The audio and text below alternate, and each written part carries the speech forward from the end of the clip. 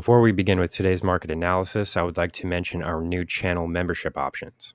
This is a special introductory offer which will open access to members-only trading strategy videos that are based on high-value, high-conviction investment strategies and are characterized by superior risk-to-reward metrics that target massive, market-beating returns over time. Please note, this is a limited time offering of just $9.99 per month, but members that sign up during this introductory period will be able to lock in this new low rate for the entire duration of the membership. Again, this early sign-up period will allow you to lock in this low introductory membership rate for life, and these new low introductory rates will only be made available for a limited time. Monthly membership prices will be going up after this short introductory period ends.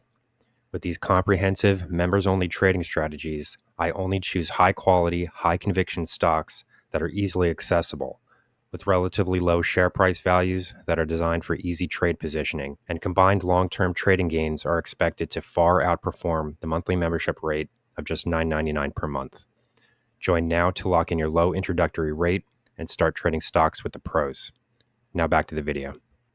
Here we have the hourly price chart for Apple Incorporated, stock ticker AAPL.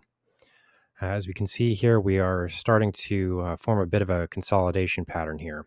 If we zoom into the chart a bit, we can see that we're roughly trading sideways here after the stock posted lows of 222.45 during the July 18 trading session. So currently the market does appear to be looking for a bit of direction as we are currently trading in kind of a roughly flat trading pattern here. And this has been going on for quite a while now at this point. So currently we are caught inside of the exponential moving average cluster. As we can see here, if we drill in a bit here, we can see that overall the share price itself is really caught between these moving average lines. So just briefly to summarize here, the blue rising line is the 200-hour exponential moving average. This purple line would be the 100-hour EMA. The yellow line would be the 20-period exponential moving average, and the orange line would be the 50-period exponential moving average. So as we can see here, the share price itself is really caught below the 20, 50, and 100-period EMAs roughly, and then above, we're still trading above this 200-period exponential moving average.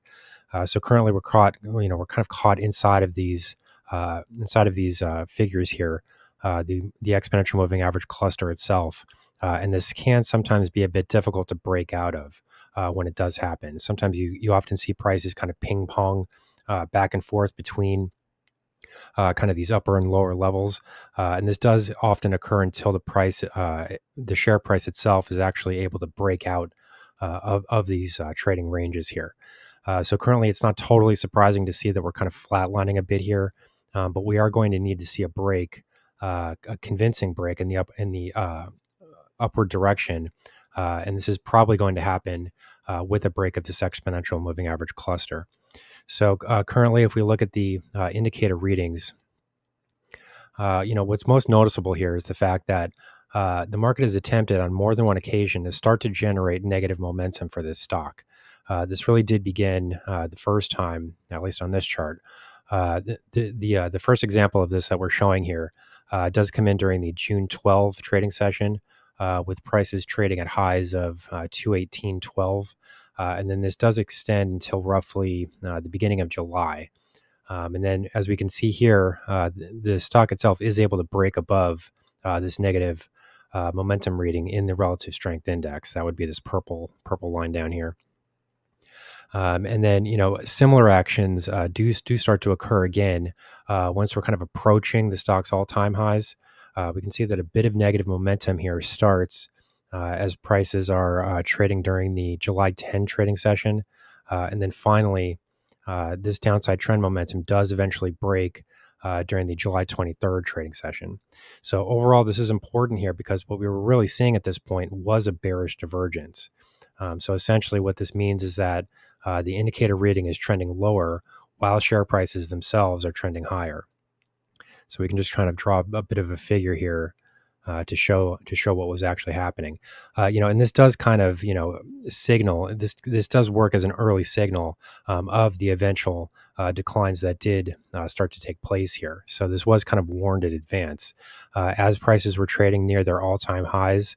The share price valuation came in at 237.21 during the July 15 trading session. We can see that we're still caught in a bearish divergence at this point. We've got this upward trend here in share prices, and then this declining trend here. Whoops, wrong trend line. This declining trend here in the relative strength index reading. So when you see differences like that, it does suggest that there's a bearish divergence at work. The indicator is not confirming the upside price movement, and this does suggest that the current rally is not sustainable. So as we can see here, prices did eventually kind of obey that bearish divergence and did start to trend lower. But now that we started to break through this negative trend momentum, we are kind of starting to stabilize here. And this does suggest that share prices could be forming a base at these lower levels. One other point to note here is the fact that, looking at the Fibonacci analysis readings here, we can see that if we're drawing the lows for this measurement from the, based on the June 24th lows, which came in at 206.59, and then extend this trending wave to the all-time highs, we can see that prices are currently finding some level of support here at the 50% retracement. So this is also significant because it essentially means that we essentially gave back about half of this rally, and then we were able to find some support in that region.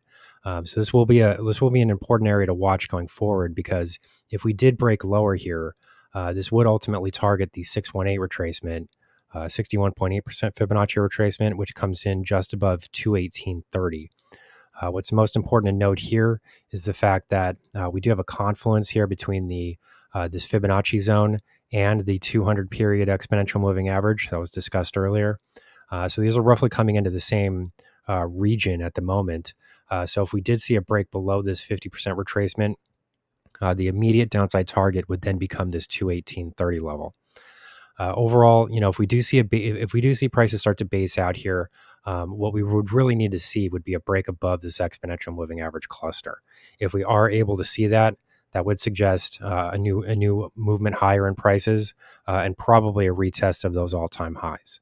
However, if we're not able to do this somewhat soon, these moving averages are going to start to move up, and then ultimately share prices will start to move down below these figures, below these exponential moving averages, and then this will create an extra level of resistance overhead. So that would be a negative reading, and that would sort of create more of a downside bias for this stock going forward. So here are the current levels to watch. The analysis here is modestly bullish, but we do need to see an upside break of these exponential moving averages. So here's the current market analysis for Apple Incorporated, stock ticker AAPL.